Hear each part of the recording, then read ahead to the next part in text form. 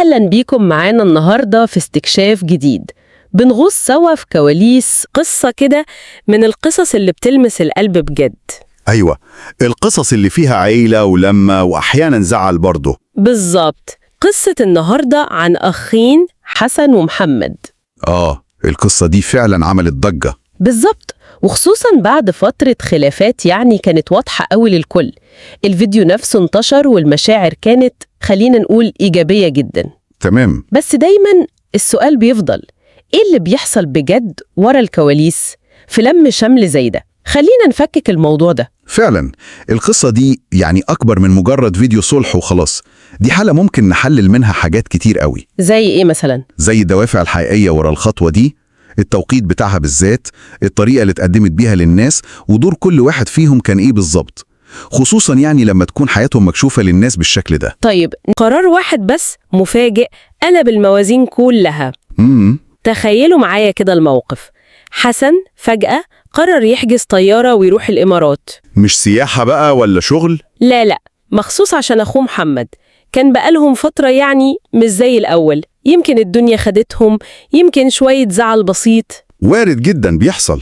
المهم، حسن وصل المطار وهو كله حماس وقلق في نفس الوقت، مشاعر ملخبطة كده. موقف مش سهل.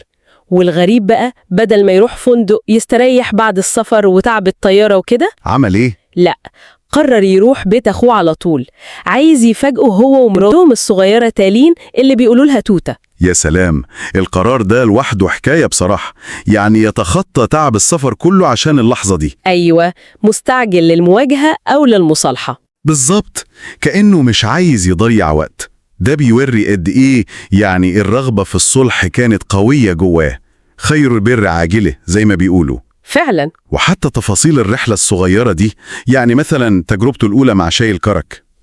الشاي اللي باللبن المشهور في الخليج ده. تمام. وتعليقه على الجو الحر في الإمارات. كل دي تفاصيل صغيرة بتبني للحظة الكبيرة بتاعت المفاجأة. ونيجي بقى للحظة الحاسمة، اللحظة اللي بجد تحبس الأنفاس، اللقطة بتاعت الصلح اللي شفناها كلنا.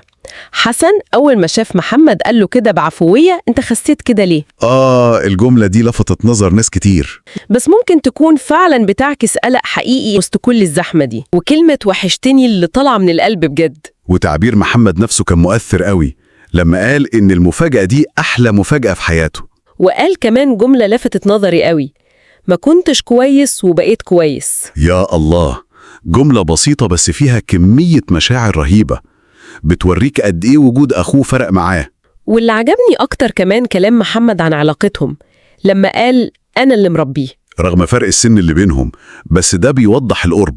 وقالوا كمان إحنا أصحاب قبل ما نكون إخوات، الأساس متين مهما حصل. ده المهم فعلا، الأساس ده هو اللي بيخلي أي زعل يعدي. وحتى توتة الصغيرة البنوتة بعد ما الخضة الأولانية راحت، بدأت تفك كده وتتعلق بعمها الجديد ده. الأطفال حساسين قوي للمشاعر الحقيقية وبيستجيبوا بسرعة. تمام. والجميل إن الموضوع ممشيش بس أحضان ودموع وكلام مؤثر وخلاص. كمل إزاي؟ دخلوا على طول في تفاصيل الحياة اليومية اللي رجعت تجمعهم. مثلا فطار مصري أصيل بقى أكيد. بالظبط، فول وطعمية وبطاطس وكده، كأنها بتقوله أنت في بيتك خلاص. يا سلام على التفاصيل دي. وبعدين النقاش اللي حصل حوالين شاي الكرك تاني، لما حسن اعترف إن اللي آلاء عملته أحلى من اللي شربه الصبح، اللي هو بالحليب المبخر ده، ليها طريقة خاصة. أيوة. وحتى الكلام العادي عن إن آلاء بتحب الكابوريا جدا، الحاجات البسيطة دي هي اللي بتبني الجسور تاني، بتأكد إن الصلح ده حقيقي. بالظبط كده. لكن الكلام بقى اللي عليه جدل أكتر هو دور الأخ الثالث محمود. تمام. بيتقال إنه كان المحرك الأساسي ورا لم الشمل ده. الكلام ده فيه منه؟ بصي، في كلام كتير فعلا بيشاور على إن محمود لعب دور محوري، وده لوحده تحول مهم ومثير للاهتمام، خصوصا إنه كان زي ما تقولي كده بعيد عن الأضواء شوية الفترة الأخيرة. طب إيه ممكن تكون الأسباب؟ التحليلات بتربط تدخله ده بكذا حاجة. أولا، العامل العاطفي القوي بتاع تعب والدهم الحاج جابر، ده طبيعي يخلي أي ابن يتحرك عشان يلم شمل العيلة. أكيد طبعا. ودي نقطة مهمة برضو، صورة العيلة نفسها قدام المتابعين. الخلافات العلنية دي بصراحة ما كانتش في صالح أي حد فيهم، فممكن تكون المصالحة دي خطوة مدروسة. حسبوها صح يعني عشان يرمموا الصورة دي شوية. يعني ممكن تكون مزيج بين الاتنين، دافع عاطفي وخطة مدروسة في نفس الوقت؟ بالظبط، ده احتمال وارد جدا. الاتنين مش بيعكسوا بعض بالضرورة. النقطة بتاعت مدروسة أو محسوبة دي بتودينا لتفاصيل تانية ظهرت بخصوص طريقة عرض الأحداث للناس. تمام، زي ايه؟ يعني مثلا حسن في آخر فيديو السفر بتاعه كان بيقول إنه خلاص هيروح ينام، وكان واقف في حتة كده على الطريق. فاكر الفيديو ده. لكن بداية فيديو المصالحة نفسه كان وهو لسه في المطار، وفي كلام كمان مش مؤكد قوي بس بيتردد إن محمد أصلا هو اللي استقبله في المطار من غير ما حد يعرف قبل الفيديو الرسمي اللي شفناه. التفاصيل دي بتخلي الواحد يسأل ليه ممكن يعملوا حاجة زي كده؟ هنا بقى بندخل في منطقة تانية خالص، اللي هي صناعة المحتوى وإدارة السرد. يعني فصل الأحداث على فيديوهين ده ممكن يكون له كذا هدف. ممكن يكون عشان يزودوا عدد المشاهدات والمحتوى اللي بينزلوه، منطقي، أو عشان يخلقوا نوع من الدراما والتشويق اللي هو يخلوا الناس تستنى وتتكلم، أو ببساطة شديدة عشان يتحكموا في الحكاية تتحكى إزاي بالظبط. يعني إيه اللي يظهر للناس وإيه اللي ممكن يتلمح له بس؟ بالظبط كده. ده بيوضح حجم الضغوط اللي على الناس دي عشان يقدموا حياتهم الشخصية في شكل محتوى الناس تحب تشوفه وتتفاعل معاه. طيب هل ده بيقلل من صدق المصالحة نفسها؟ بص، مش بالضرورة يقلل من حقيقة إن المصالحة حصلت فعلا.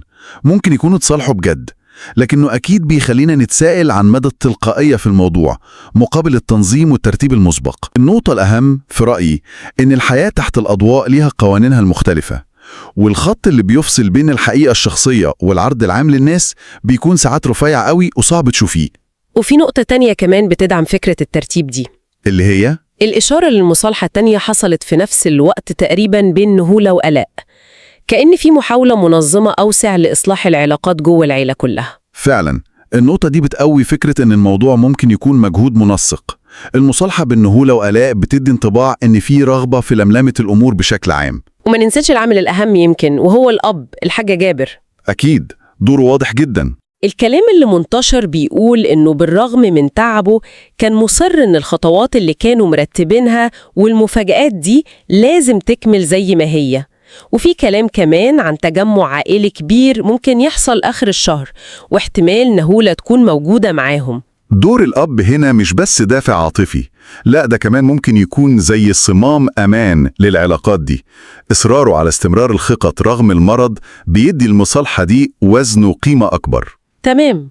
وفي كلام كمان بيلمح لمفاجأة تانية بيجهزها محمود للأب والأم، للحج والحجة يعني.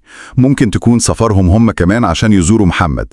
كل ده بيخلي الصورة أوضح. بالظبط، كل ده بيصب في فكرة إن المصالحة دي بغض النظر عن كواليس عرضها للناس بتعتبر في الوقت الحالي مكسب لكل الأطراف، محاولة لطي صفحة فاتت وبداية جديدة. الصورة اللي قدامنا هي قصة لم شمل عائلي أكيد فيها مشاعر حقيقية وصادقة، محدش يقدر ينكر ده، لكنها في نفس الوقت متأثرة بعوامل تانية كتير ومجهود واضح من طرف معين زي محمود عشان يرتب الأمور دي كلها. القصة دي بصراحة بتفكر الواحد بحاجات كتيرة قوي، يعني قوة العيلة دي فعلا مفيش زيها. أكيد.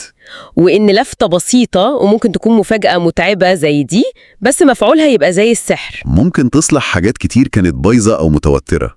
الإخوة ممكن يختلفوا، الدنيا ممكن تاخد الواحد، بس في الآخر زي ما حسن قالها ببساطة ملهمش إلا بعض. وده يمكن يخلينا نفكر شوية. نفكر في إيه؟ يعني لحد فين ممكن الواحد يتنازل عن راحته شوية أو ياخد خطوة يمكن تبان جريئة عشان يصلح علاقة مهمة في حياته؟ مش شرط سفر ومفاجأة كبيرة يعني. لا طبعا، ممكن تكون مكالمة تليفون بسيطة، كلمة اعتذار، سؤال عن الحال. إيه الخطوة الأولى اللي ممكن الواحد يعملها؟ سؤال مهم ويستاهل كل واحد يفكر فيه مع نفسه. وده بيخلينا نوصل لسؤال أعمق شوية ومهم للتفكير. هل المصالحات اللي بتحصل تحت ضغوط خارجية، سواء كانت الضغوط دي صحية أو حتى إعلامية، بتقدر تستمر بنفس القوة ونفس العمق على المدى الطويل؟ سؤال مهم فعلا. لو التحليل ده عجب حضراتكم واستمتعتوا بالمناقشة دي، من فضلكم ما تنسوش تعملوا اشتراك في القناة وتدوسوا على زرار اللايك.